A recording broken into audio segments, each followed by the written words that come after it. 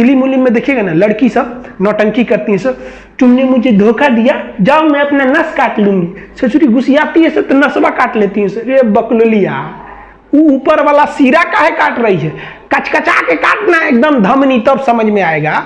आपको कोई अगर ब्लैकमेल करे ना, जब मैं हाथ काट लूंगी, ससुरी को कहिएगा ना तो ससुरी धमनी काट, धमनी, ये वाला धमनी काट, नहीं काटेगी, बहुत होशियार होती है सब। तो आपको कोई इस तरह से उलझाए तो उलझिएगा नहीं, किसी को लाइफ में मनाइएगा मत। एक बार मना दिए ना, जिंदगी भर मनाना पड़ेगा, नहीं तो हर 2 मिनट पर उठेंगे लोग, हाँ हम खाना नहीं खाएंगे, छोड़ दीजिएगा भूखले।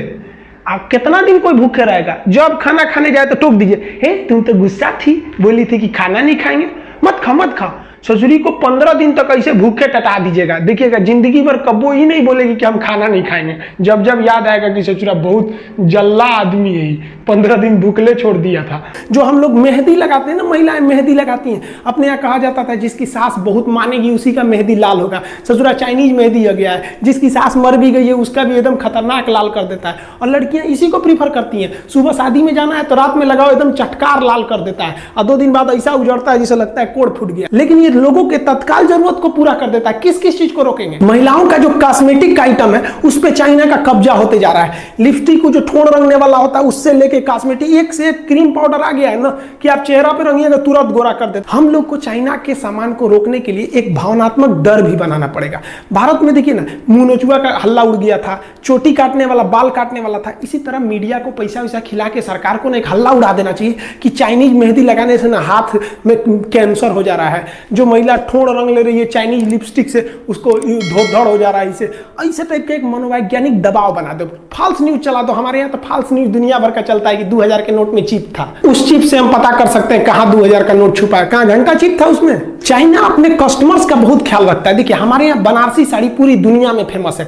बनारसी साड़ी देखिए, ये बहन जी पहनी है, कितना बढ़िया लग रहा है। लेकिन भारत ने अपनी बनारसी साड़ी एक सूडान नाम के देश को निर्यात किया, वहां से रिजेक्ट हो गए सब, भारतीय साड़ी बर्बाद हो गए। लेकिन वहीं पे चाइनीज साड़ियां चल गई, क्योंकि सूडान की जो महिलाएं होती हैं इस तरह से होती हैं। अब ये वाला साड़ी उनको पहना दीजिएगा तो लगेगा समियाना ओढ़ ले भाई, उसमें थोड़ा सा चेंज करना पड़ेगा ना। उनकी हाइट 6 फीट होती है, हमारे यहाँ 5.5 फीट की लड़कियां होती हैं सब, तो सड़िया को थोड़ा सा चौड़ा करना पड़ेगा ना, नहीं तो यही वाला पहना देंगे उन लोग को तो स्कर्ट की तरह लगने लगेगा, रिजेक्ट हो गया।